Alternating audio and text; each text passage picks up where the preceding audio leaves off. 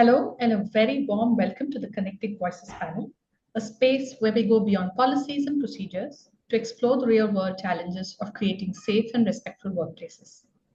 When I started this panel series, my goal was simple: to bring together PoSH practitioners, industry leaders, and frontline change makers to share their insights, confront tough questions, and inspire fresh thinking. Because when we truly listen to each other, we don't just solve problems, we prevent them. Building on the success of these series last year, this year's Connecting Voices series continues to delve into various aspects of the PoSH Act and beyond. For those of you joining for the first time, I'm Yamuna Chingappa. I've been working as a legal consultant for 20 plus years and currently serve as an external member on the internal committee of leading organizations and few NGOs across India.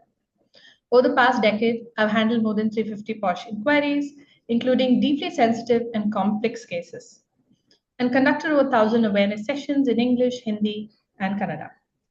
My intent is to make complex ideas accessible and to empower people to ask the right questions.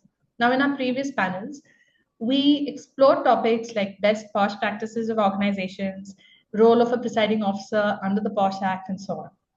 In today's discussion, we focus on PoSH compliance in the startup ecosystem. Startups are often fast-paced, informal, and highly collaborative spaces. While these qualities drive innovation, they can also create gaps in awareness, boundaries, and formal systems. The purpose of this conversation is not just to talk about legal compliance, but to explore how startups can build respectful and safe workplaces from the very beginning. I'm delighted to be joined by an excellent panel today. Let me introduce our first panelist, Mr. Mohit Shetty. Mohit Shetty's career spans 15 years of corporate experience as an HR leader across diverse areas, including aviation, nonprofits, IT and ITS firms, gaming, and AI startups.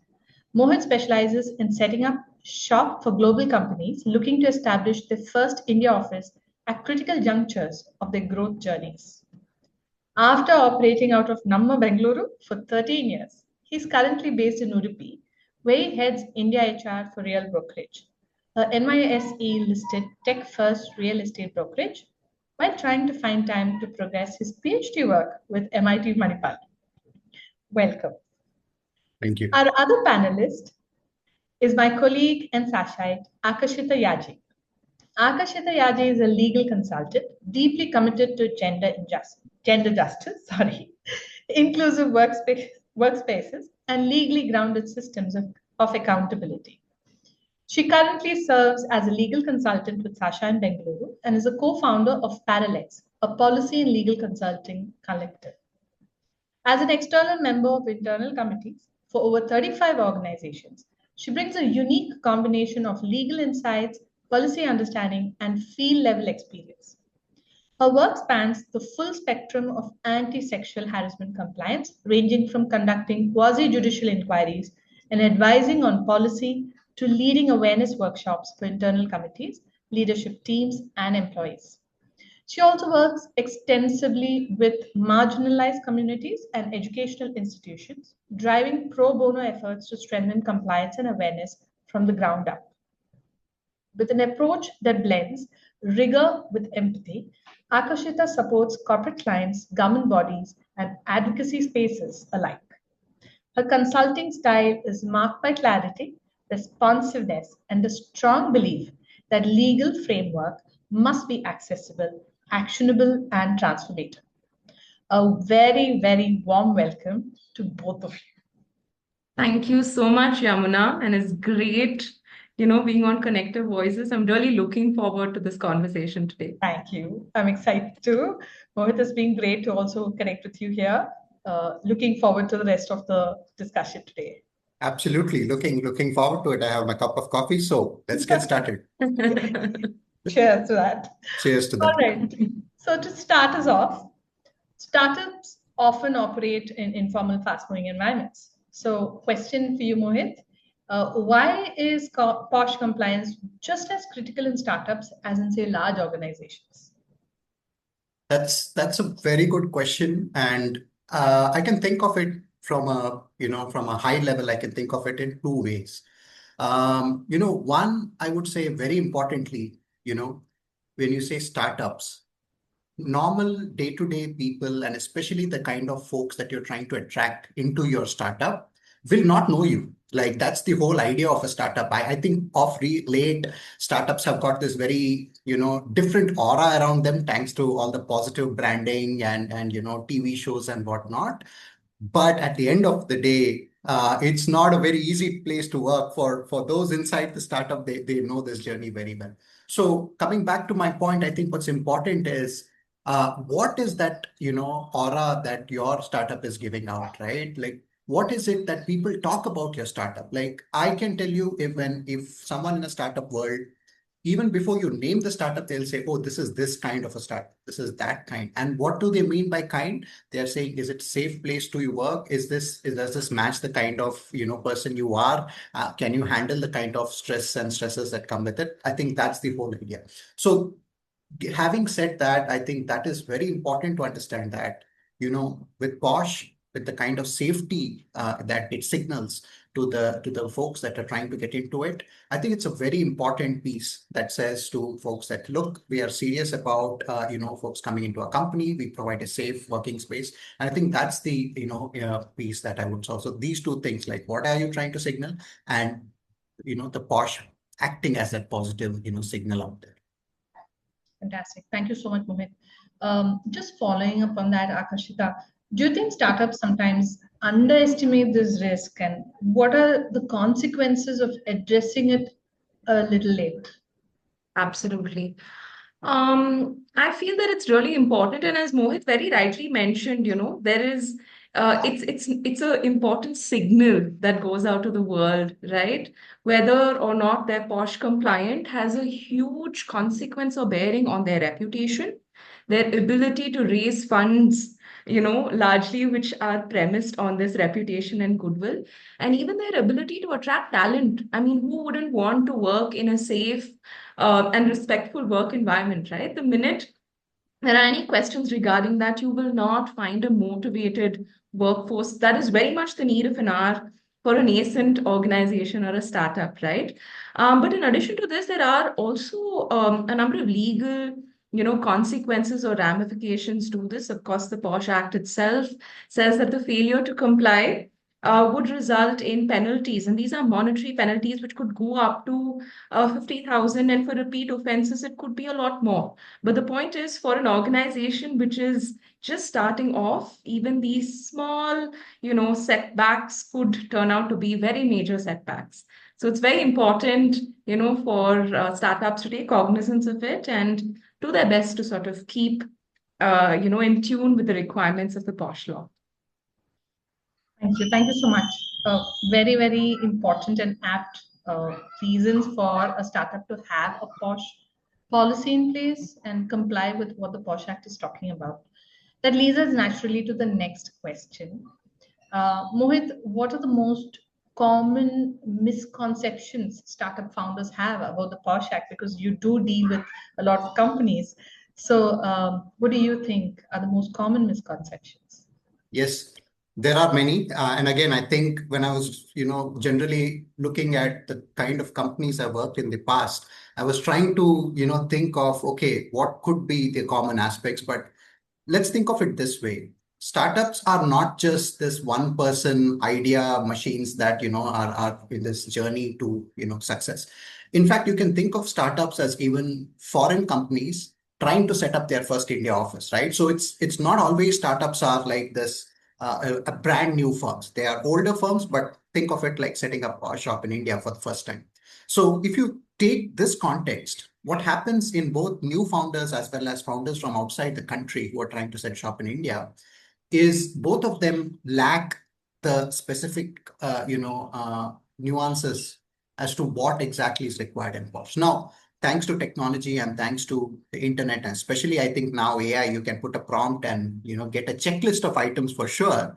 But that I think till this point or even beyond it, people have actually no idea that it can be this simple, or at the same time this complex? Because anyone dealing with compliance in India will tell you this is the most complicated bit and the most painful bit you're going to deal with, right? So this part is actually not very clear to young founders or even founders from outside are trying to set up shop. So what becomes very important for an operator here on the ground is not just I have to get the compliance ready, but also have to educate these people in the language that they understand, because it's this is the least of their priorities at the moment. There are like 100 things that are happening, and if I, in between this I say, okay, here's the PoSH thing, and I have to get it off the ground.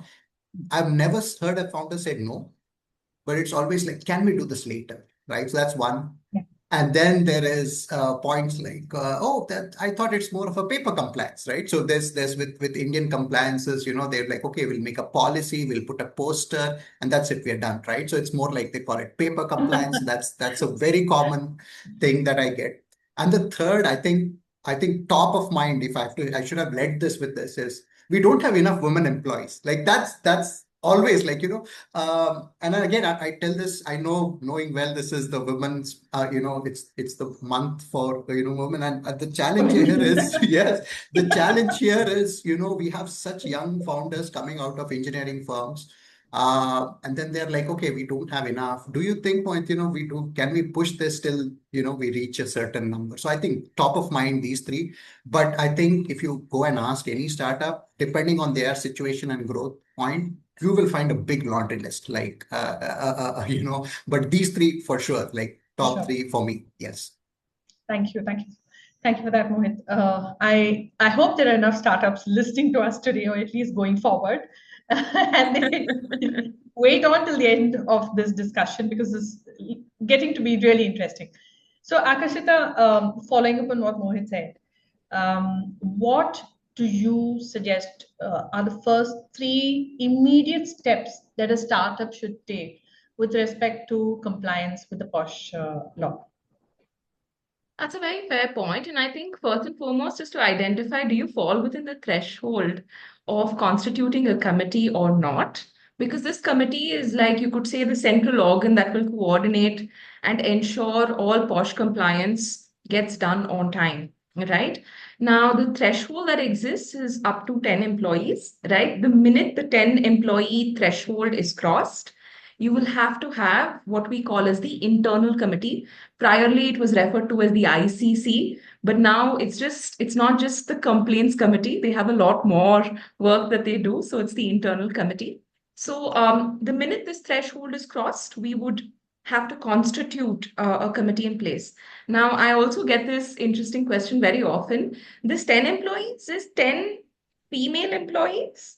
Or what if we have all male employees? Then what happens? And my answer to that is it doesn't matter. You still have to, constitute the committee, because when we are talking about the aggrieved person, it could be anyone, right? It could be a vendor, it could be a client, it could be any sort of interactions that are happening basically in the workspace. So they need a forum to escalate, and that's precisely the reason as to why, it's important to constitute if 10 persons are a part of the organization. So that's the first step. And of course, once you have that committee in place, to understand how exactly it should function, right? Which means you need to have a policy in place. You need to have, specific clauses, whether you want to have it as a gender neutral policy and shift slightly away from the law. Would you like to have it as a gender specific policy? What are the different steps for the redressal mechanism? All of this will sort of be, captured in it. And of course, to ensure that you get yourself an external member for this committee, because without that, the entire process would not be completed. And of course, this individual will assist in not just the functionings of the committee, but also to offer you that legal advice and insight into how, they should take up the next steps under the law. Thank you. Just following up on that, see, a lot of times startups are just like 10, 12 people, and the PoSH law, the PoSH Act says the presiding officer must be a woman, must be someone very senior in the organization. And I've had clients coming back and saying, but you know what? The senior most people are men, and we have maybe a lady in the admin or just mid-level manager who's a woman with maybe 2 years of experience. So how do we negotiate that? How do we get her to be the presiding officer? Can we get a man to be a presiding officer? That's a very fair point. And if I were to speak about it strictly or in a legal sense, it has to be a female presiding officer. That is what the law requires. And I do understand the concern that you might not have someone who's very senior in the organization who can take this place. But again, when we are talking about the law, they talk about a senior officer and not the level of seniority, right?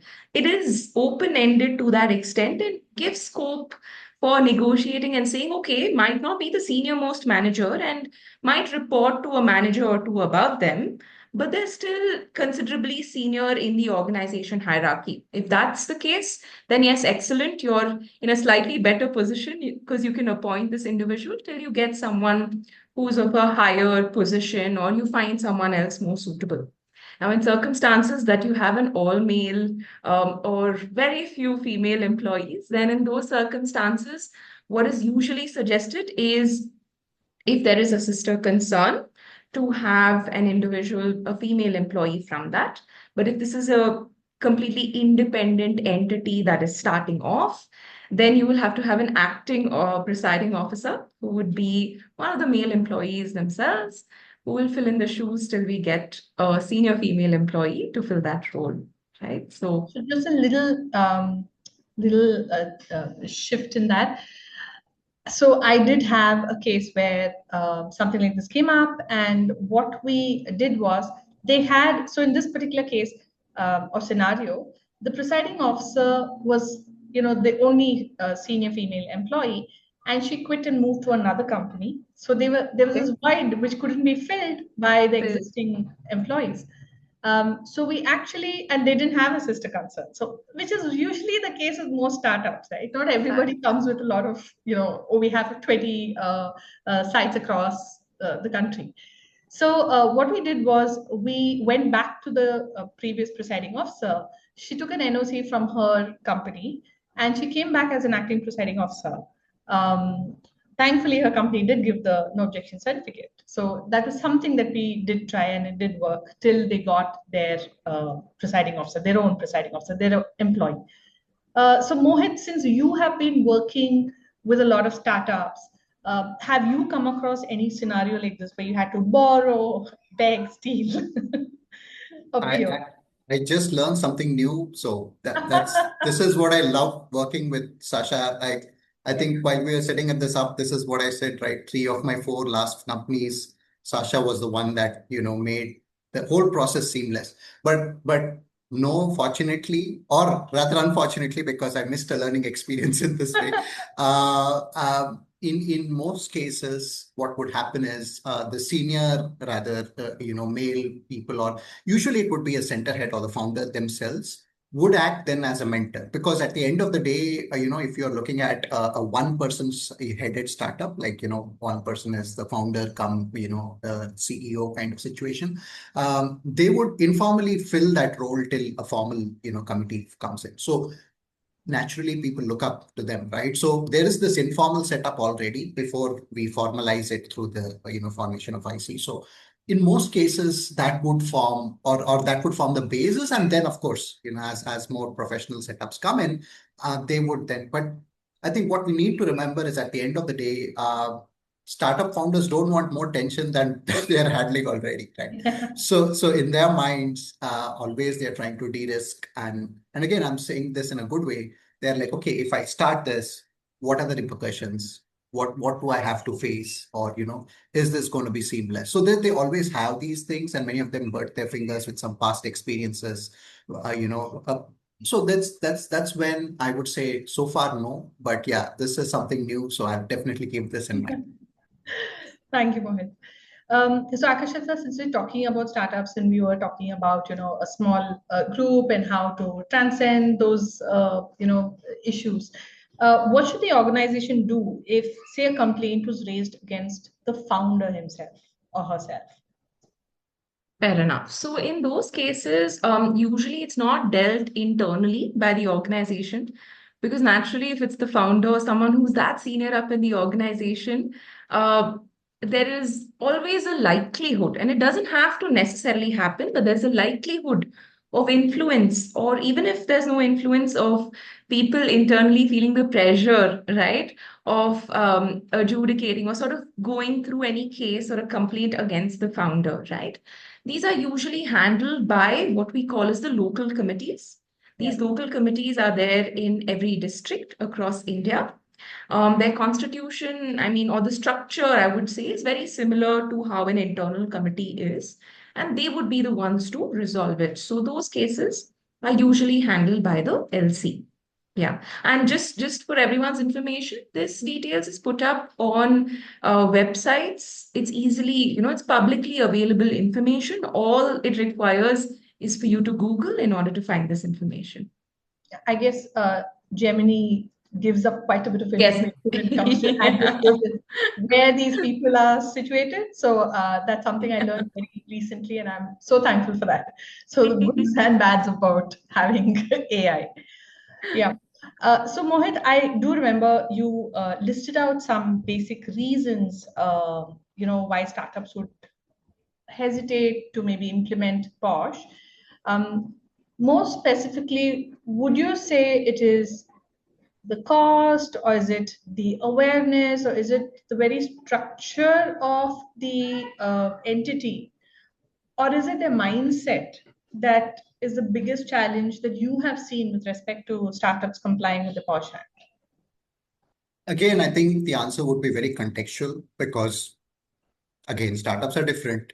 So it could be, like you said, of these three things, each one or each startup may have a combination of these factors. But again, I think picking up from where I left off in the previous answer is think of startup founders as, like literally being pulled in all directions because, you have a very, again, not in young in terms of, age, sometimes experience, the specific kind of path they are in. So, they are getting pulled in all directions. So mindset in a way, yes, because when I say mindset, I wouldn't say like, should I do it or should I not? It's more like, should I do it now? That's mostly the kind of, prioritization I've seen at play. One, the cost, I think, again, there's a whole spectrum of, when it comes to the external member and the support system in India, there's this whole spectrum. Like I have seen startups which work with people who do it for almost free. They know them somehow and they volunteer for that, role.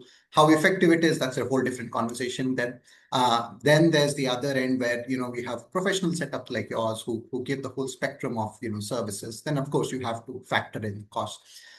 But like I said, I think one would definitely be that prioritization. Second, cost, definitely yes, because it's not just PoSH then, right? You are then, if you are already doing PoSH, then there's a whole list of other things one needs to be compliant with. I understand now there's the whole unified labor code coming up, promises to make things simpler, right? So we are all hoping for it for almost few years now. Every year I tell the company that I'm working with that here it is coming, but no. But I think in that order, so mindset, cost, and the other one, I've personally not experienced it as much, so I wouldn't comment on it. But again, maybe depending on which startup you talk to, you might find a different answer there. So yeah, that's what So I would tell. basically, it's not like there is a blueprint that all startups are saying no to PoSH because of Oh no. ABC. It could depend on the kind of startup. It could depend on the founder and some Yeah. other.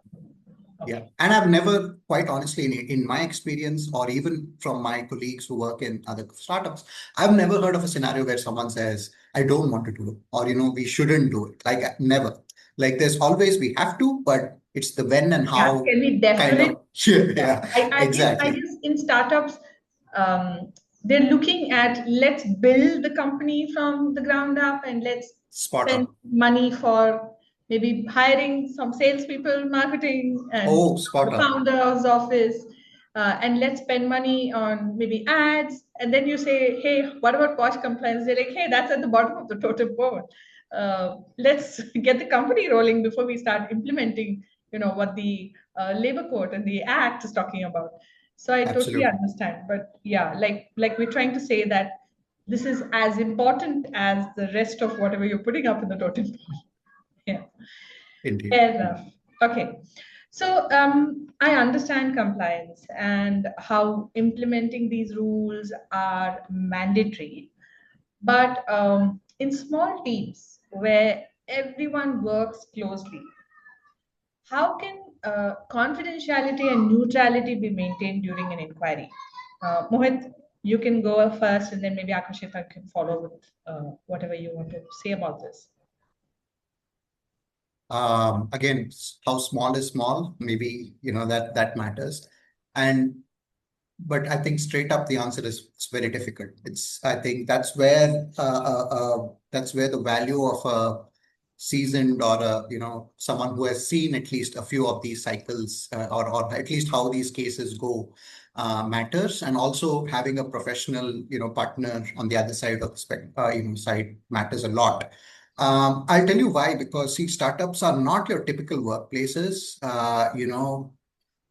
You can read about it a lot. You can see a lot of web series, but when you work in it, it's so that's the thing. People who work in it don't want to do anything else. People outside they're like have a love-hate relationship to it. So Yeah. I don't see a thing where anything is that we call it transparency, or basically they're so involved, and so nothing is very sacrosanct for that matter. So sometimes everything gets shared. So especially in Yeah. this case, becomes very difficult, very difficult. And that's where one has to really, I think getting someone from the outside is the only, way I can see. Because inside, then, the maturity of the founder, the kind of team around them, the gossip that ensues, these are things not in your control. Like they will spread faster than you set up your committee and have the first conversation. I think that's my answer. So I would love to hear what's the on the other side.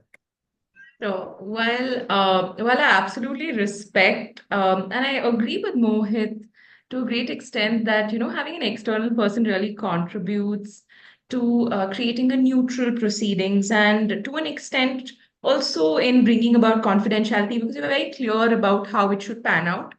I don't see it as an entire solution, simply because no matter what the external member says, no matter us telling the parties that don't do this, don't speak this to your friend, it's going to sort of ruin the entire process. It does not necessarily translate into action, and sometimes even minor threats of consequences, which actually are provided for under law, does not particularly prevent someone. And it's very easy to point fingers and say, I was not the source. It was someone else, right? I don't know how it came out, right? So plausible deniability is very easy. The way I would look at it, and this is something that I've been trying to, use as a matter of practice in these cases, two things. One is proactively discussing confidentiality, right? The fact that over a course of time, if we are reinforcing the idea that if and when there are complaints, this is supposed to be kept under wraps. You're not supposed to be discussing this.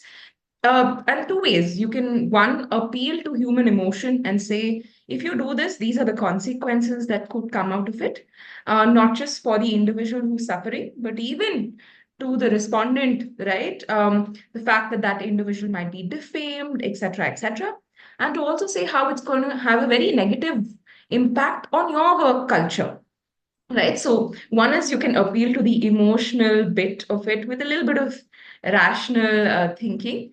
But the second bit is also to say that in circumstances this is not respected, we're going to come down on you very strictly, because we have informed you about this priorly and you are choosing to flout it openly. Now you can't even deny that I didn't read the policy or I didn't know about it. So first is to proactively help organizations and employees, especially, to understand the idea of confidentiality.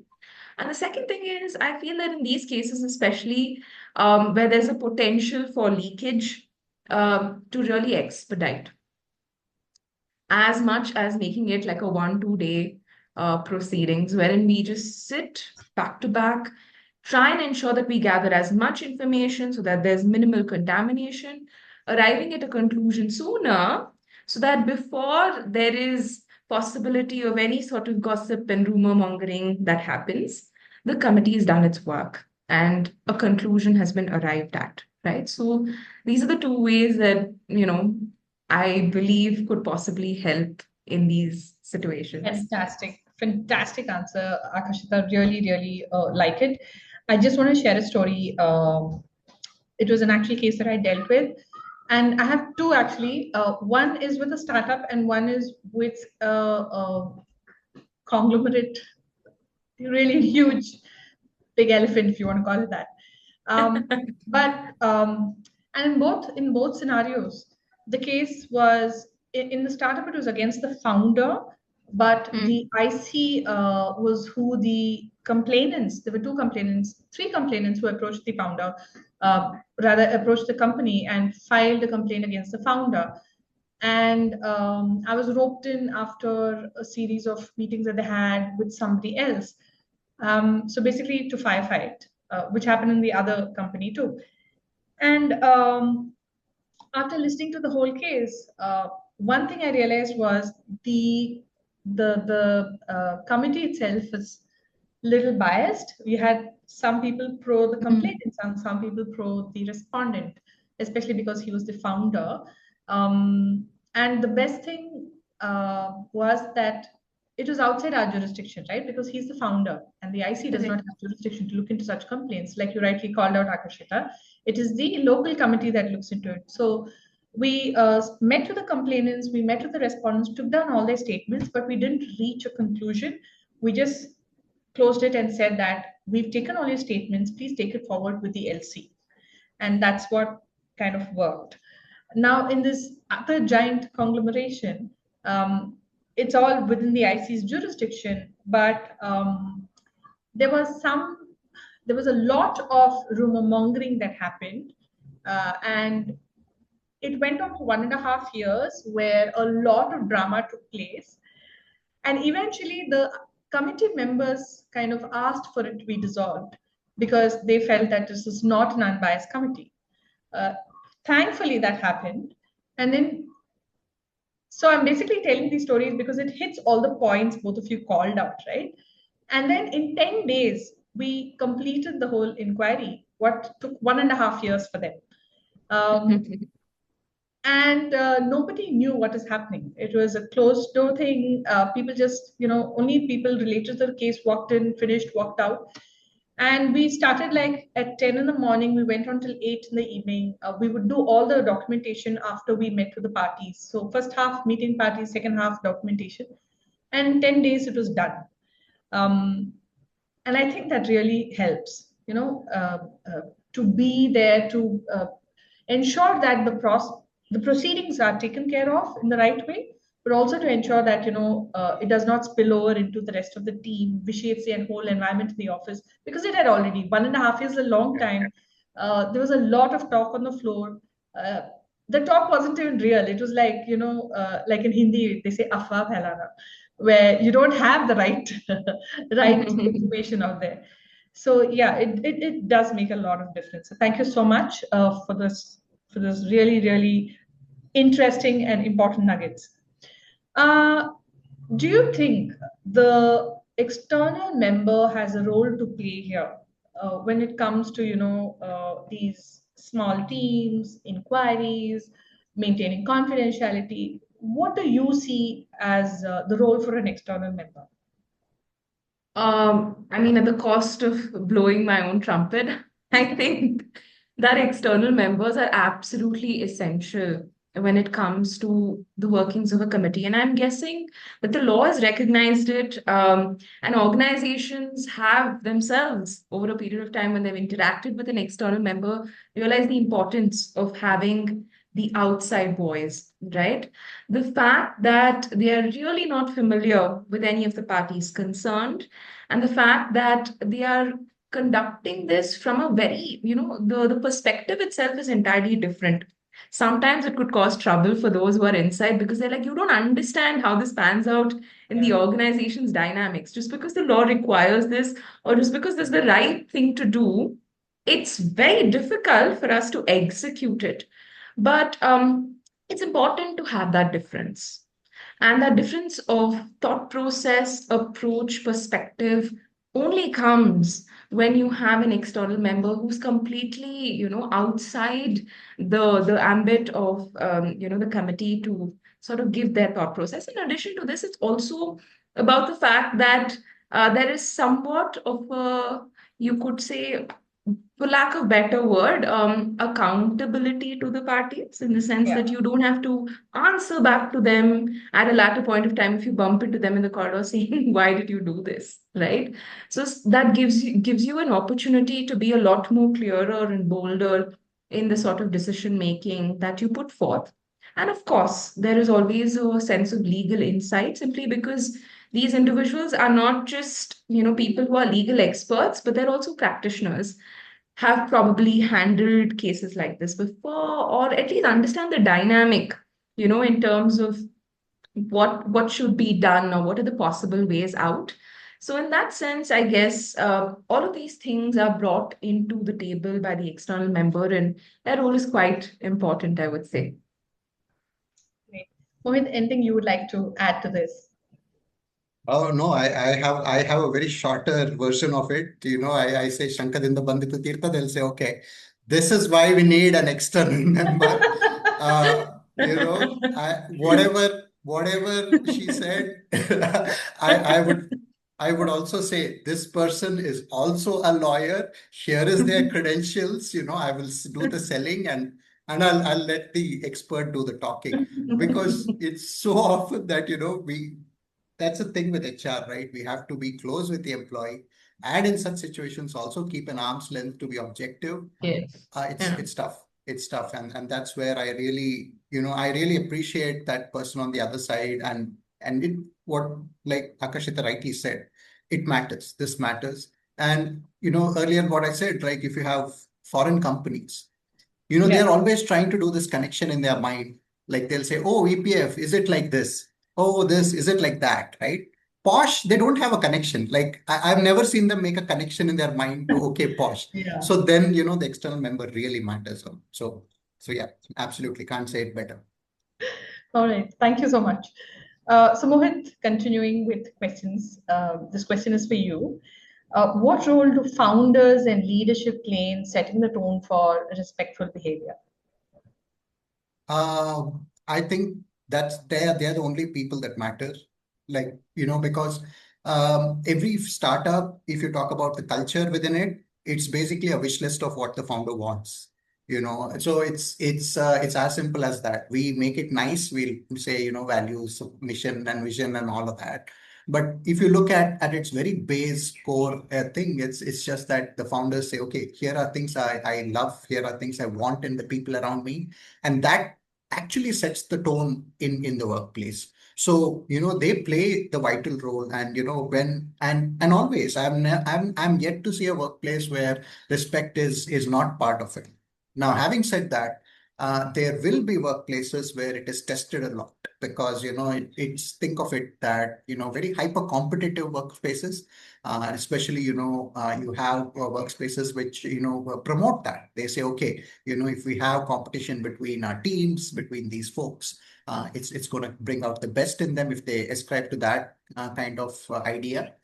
Yeah. That's where you see this being tested a lot. And then at those points, you don't know what the guardrails are. Sometimes that's where we get a lot of more trouble than good. So that's one area that I would say. The other aspect, I think, of late, what's happening is with all the money and funding from startups being pushed towards AI, everyone else is in a cloud. So everybody else is back to in either survival mode or basically trying to survive mode. This mode brings the worst out of people. Generally, that's your focus gets clouded. You're like kind of searching for avenues of growth. This is where I've seen, at least I've experienced a lot of bad behavior come to surface, because then Mm. that's where there's no kind of incentive for you to kind of behave well, so to say, and that kind of comes to the surface. So yeah, I mean, these two, I would say, scenarios where a founder's word or a founder's kind of reinforcement of what is right and what should be respectful matters a lot, because there's no other thing that would stop then these behaviors from coming up. That's what I see. I agree. I agree. I remember actually going to a founder's like a startup where the founder was part of the employee awareness session. And towards the end of the session, there was some bit of a banter that happened, very, very casual banter, which was not inappropriate. But the founder's action was inappropriate. He showed his middle finger to nobody in general, just, and it was right amongst the employees. Uh, and I was in a dilemma. Should I call it out or not? Because this is exactly what I was talking about. And it felt really, you know, uh, distasteful because it went against whatever I spoke for the last whatever number of minutes.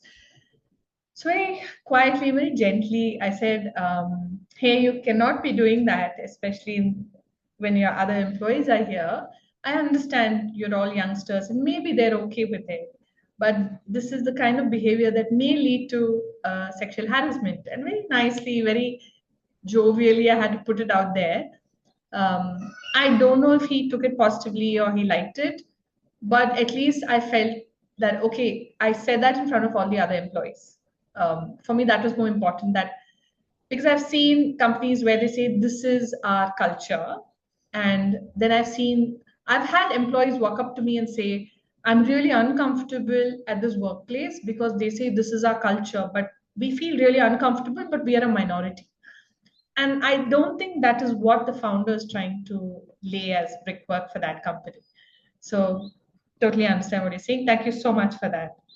So continuing on this, because see, when we say startups, I'm generally looking at, I know there are different types of startup, but especially the younger startups where they're young people just out of college or still in college and starting.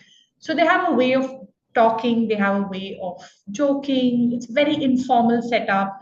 I've had a few people talking about the way these informal setups work, both pros and cons. So, Akashita, this question is for you. How do everyday language, jokes, or informal communication influence workplace culture, especially when the team is really young? Like, for example, like they are normalizing casual sexism or the way they communicate with each other, like Mohit was calling out. There's a lot of digital communication that happens, and there is also, the way it impacts and the way they think, oh, it was not my intention. So, what have you seen? What would you like to talk about with respect to this piece? Fair enough. I mean, it's very natural, right? The people that we're talking about are employees, yes, but they're also people themselves who have, their own understanding of how the world works. They have different socio-cultural backgrounds, different ways of communicating. There might be a generational gap. There are so many factors that sort of play into that employee and the way that employee is and the way that employee interacts. And it's very natural that things that come out of pop culture, what they see on Instagram, might be something that is discussed at the workplace. Now, as much as I appreciate that having a chill culture, having friends at your workplace, finding potential partners at the workplace does happen. I mean, we need to acknowledge that these things do happen and say that no, no, no, it's not good, it's not respectful, these things are not right. I mean, that would be a very unfair portrayal of reality. As much as there's a part of reality, there's a difference between what is chill and what is toxic, right? And the Yeah. line is very thin. And that's probably where some direction, and because this sort of ties back to the previous question also, some direction from the leadership's end, some direction from, HRs of the organization, because they somewhere down the lane put down the policies and say this is what is acceptable, this is not what is acceptable, gives a lot more clarity to the people who are there, right? So even though they might think that, hey, you know what, all of us are doing it, this is a part of our everyday interaction, their policies and what is expected out of them very clearly does not say that that's normal or that's acceptable, right? And not just that, like very often it comes out as a shock. And these come out especially during complaints and redressal times. My God, I never knew that this was wrong in the first place.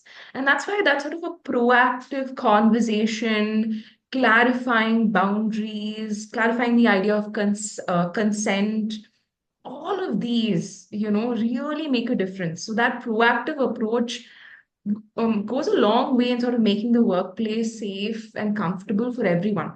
Because not everyone looks at things the same way. Exactly like how United States is sort of polarized between Trump supporters and Trump haters. It's very likely that you have people who are completely okay with casual sexism at the workplace. And you might have a bunch of them who are absolutely opposed to it, right?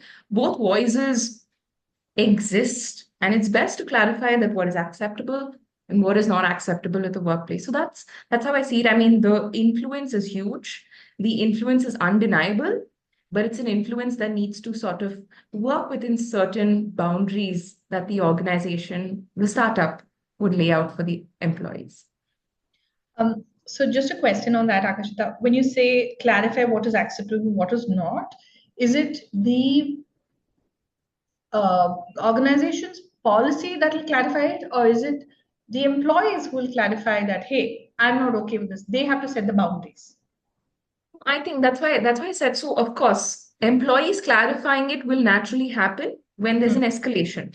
But I'm saying we need to do something even before that, starting from the policy and not just on paper, right? Not just paper compliance, but also something that is sort of explained and clarified to the employees, right? So it's something that needs to be made a very active part of conversations. It needs to be reinforced. And I mean, there are ways of doing it because very often when I think about it, it's like, is it going to be a top-down approach? Are we actually going to go back to school saying golden rules? That's not how it's going to work out. It's just Yeah. it's adults are expected to behave in certain ways. And if they are transgressing it or they're moving aside, then the organization has every right to wrap them on the wrist, right? So just to clarify that makes it, I think, a lot more easier for everyone. In fact, just to add on, one of the most common things that I get asked in employee awareness sessions is give me a do's and don'ts list. What is okay? What is not okay? Right? So, yes, we can't give you a do's and don'ts list, but at least we can give you a broad outline Yeah. of what I is mean, we acceptable start and making what's an not. exhaustive do's and don'ts list. We take the whole, I don't know, the whole day. And Yeah, still not enough. exactly. Yeah. And I always tell them Yeah, that, even the lawmakers can't do it. Even they've not had a chance. I mean, not that they haven't had a chance, they can't do it. It's just not right. possible. It's very situational and depends on so many things. But we can, of course, guide you in making the right choice and the right decision, an Yeah. acceptable choice and decision. Yeah. Thank you so much.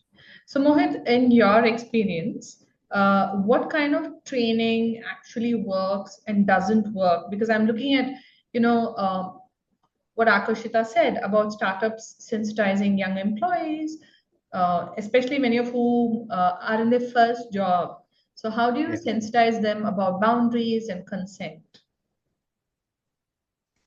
I think even before that, we have to take a small step backward and try to understand where these conversations are happening. Like, Akashita rightly said, Mm. Instagram, the messenger within that, or I don't know, I'm already old at this line. The messaging app basically is the de facto, right? Mm.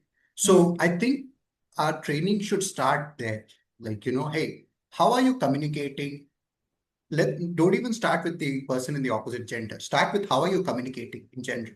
Then let's look at the kind of apps to use and then show them slowly how many of them have timed messages, disappearing messages, things that can't allow you to take screenshots if something goes wrong, by the way.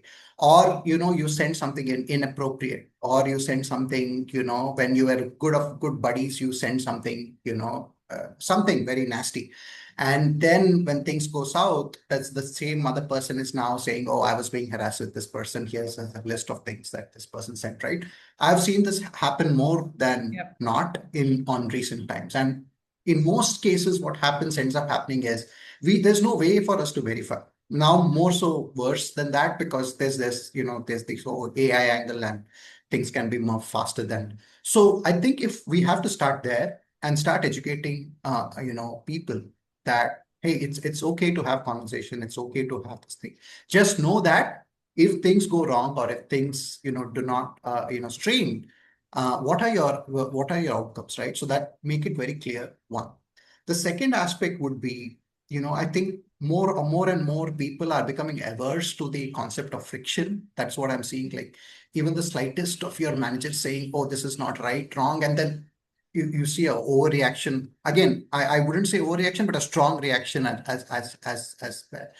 So, then is it harassment, right? So then we have a whole different, door opening up where we have to really have that conversation and say, this is part of management, this is part of this, but still within this, ambit, here are, Overall scope of harassment. yes, boundaries that one needs to this thing. So I think these two things would be great starting points, and then build on top of, the guidelines and the rules and, every other thing, because I think that's what's changing a lot.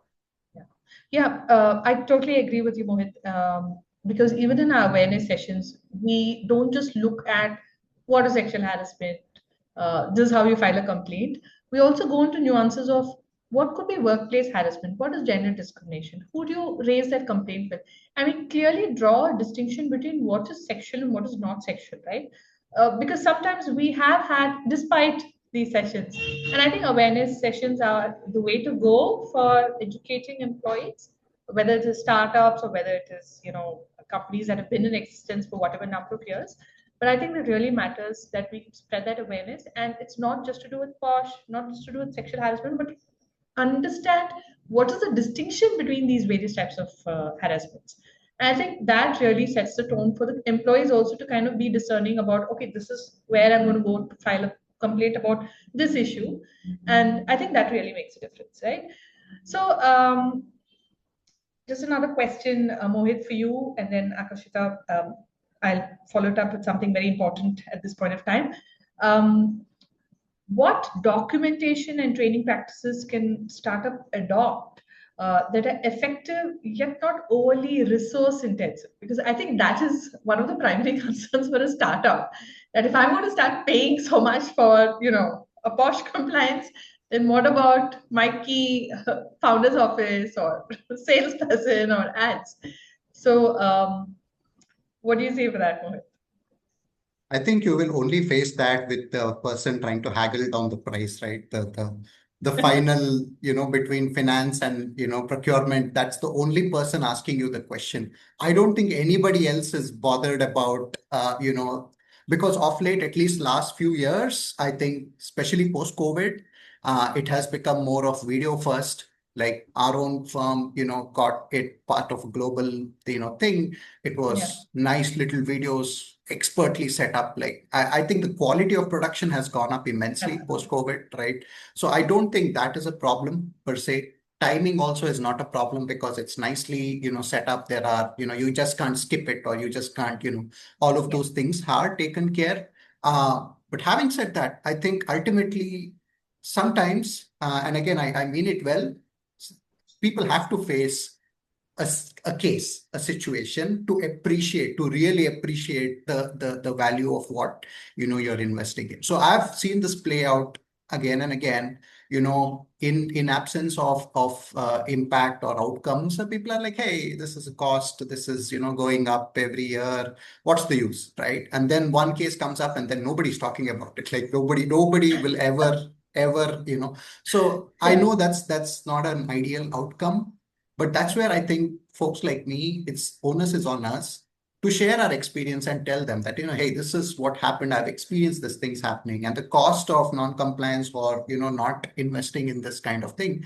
And the time, I think the sell would be the time, because for a startup, time is money, would be immense, right? Like you said, the case went on for 1.5 years. Startups start and end in that time frame. Like, you will not know. They could afford it because they were not a startup, right?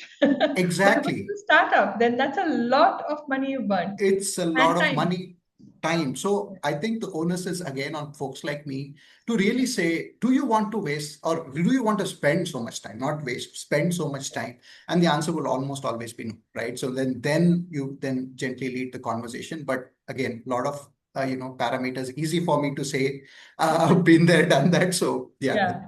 That's so what I think. you're giving the larger picture. I think that makes sense. Yeah. All right. So thank you so much, Mohit. Very insightful. That was very, in a nutshell, but it was a packed answer. Thank you so much. Thank you. So there's a lot of talk about Shebox, Akashita, and with the introduction of the Shebox portal and digital reporting, what compliance steps should startups prioritize immediately? Okay, fair enough. I mean, digitization of records in this day and age, I don't see any other way to go other than to digitize records. It's not even because of the legal compliance, but even if you have any vendor onboardings, it's natural for people to ask you for digital records, right? So I don't see why not to begin Yeah. with. But having said that, the whole idea of Shebox really comes from the idea of having a centralized repository, and it's probably, done with the idea of there's a lot more that can be packed into this portal, which we call the Shebox now. Yes, of course, now it's just a place wherein we put in the details of the organization, the internal committee members, the annual report, etc. But this is only the beginning, right? The Yes. Shebox is in its very nascent stage. And for all you know, the government and the Ministry of Women and Child might want to centralize all PoSH related compliance on Shebox. I don't Which is see what why we're that seeing these happen, which is pretty much the direction it's going. I mean, if you look at it's it, going in it's exactly, going that right? It's direction. just exactly, but I do see a lot of reluctance because one, of course, because of the lack of information as to how Shebox functions, and it's natural simply because it's a new portal Yeah. that is in place, but also in terms of, do I really have to give my information to the government authorities? What Yeah. about privacy? And I'm like, it's already been given out in your annual reports. What Yeah. new information are you going to provide on Shebox? Yeah. I just guess that it seems like an onerous task because Yeah. it simply seems like an addition to all the other things that we do. And it's also a question of, oh, all of this is anyways being complied with in accordance with the Act. So tell me, where is the she box coming in from? And the Correct. answer to that is Supreme Court guidelines, nowhere else, right? This is as important and as valuable as what the PoSH Act itself requires out of all organizations. So in that sense, I would say yes, digitization of records is only a natural thing to do. And Yeah. also placing it on Shebox is something that most organizations should make as a priority, right? Simply because of the direction in which things are heading. Yes, please, Mohit. Yeah. I just have a point to add. For example, my current firm registered in Maharashtra, state of Maharashtra.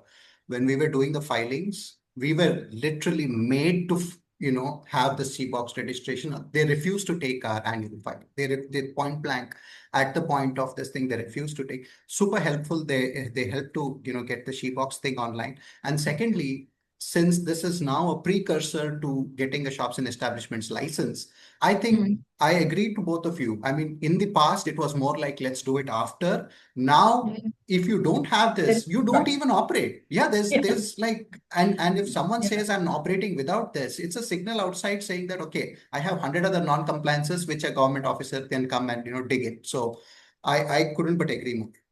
So basically, it's become the start button for your startup. Absolutely, absolutely, absolutely. Yeah. All right. So, in the interest of time, I'm going to give both of you not more than a minute. Sorry about that.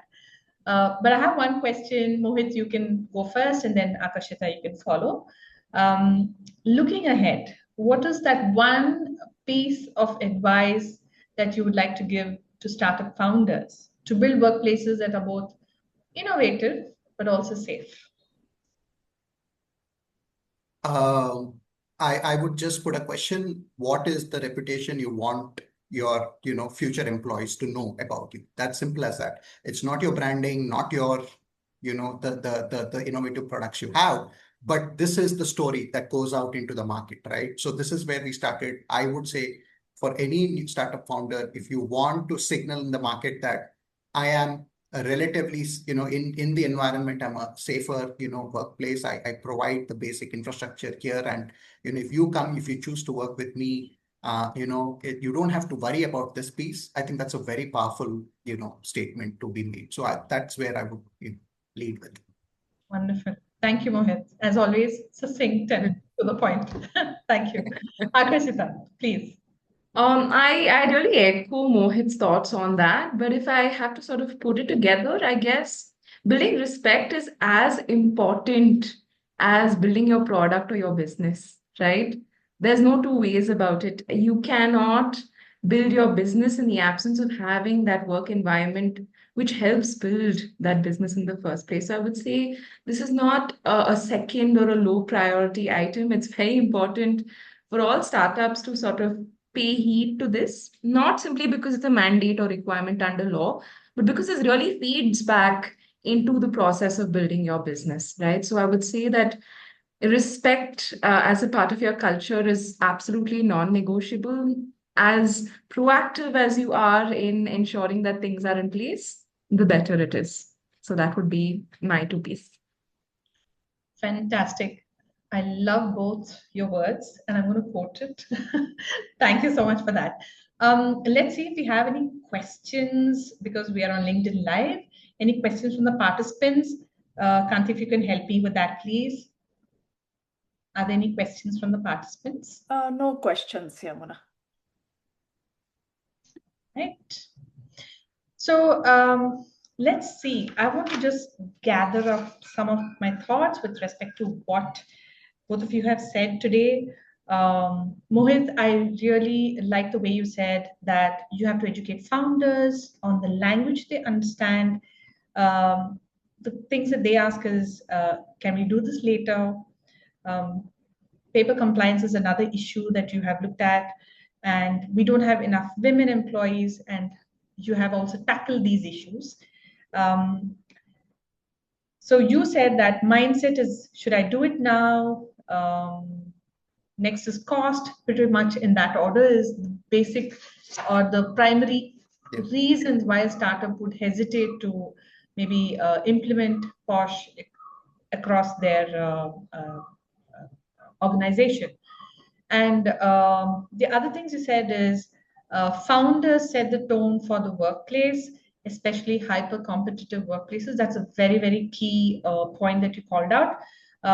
That is where the tone for respectful behavior is tested. I totally agree with that because sometimes it may lead to cutting corners. So very apt points over there. Akashita, you were talking about maintaining confidentiality. You said a couple of points. You said proactively discussing confidentiality, appeal to the emotional bit with a rational appeal, and give a clear warning, expedite the proceedings, which will basically allow to minimizing contamination and prevent rumor mongering. Very key takeaways. You also spoke about clarifying boundaries, concept of consent, and proactive approach makes the workplace a safer place. And then both of you summarized really beautifully. Mohit, you said, what is one of the takeaways for the startup is what is the reputation you want your future employees know about you? And Akashita, you said building respect is as important as building your product. It's not a second or low priority for a startup. And you said that respect is not negotiable at any point of time. Thank you so much. It has been a fantastic discussion today. You both have been extremely good speakers. We come to the conclusion of today's session. As we come to the end of this discussion, once again, want to thank both of you for sharing your perspectives so openly and so thoughtfully. Today's conversation reminds us that PoSH compliance is not merely about fulfilling a legal requirement, it is about shaping workplace culture, setting boundaries, and ensuring dignity and respect for everyone, regardless of the size of the organization. Startups have a unique opportunity when safe and respectful practices are built early, they become part of the organization's DNA. Thank you all for your time, participation, and engagement. It has been a pleasure hosting this conversation. I hope you join us for our 6th Connecting Voices panel discussion in the coming months, where we'll keep pushing the boundaries of what safe and inclusive workplaces can be. Thank you to the participants. Thank you. Thank you so much, Yamuna, for hosting us today. And thank you, participants, for joining us on today's meeting session. Thank you. Thank you. Thank you, Thank you Yamuna. all. Thank you, Akashik. Thank And you. thank you, Kanti. Appreciate it. Thank you. Bye. Thank you.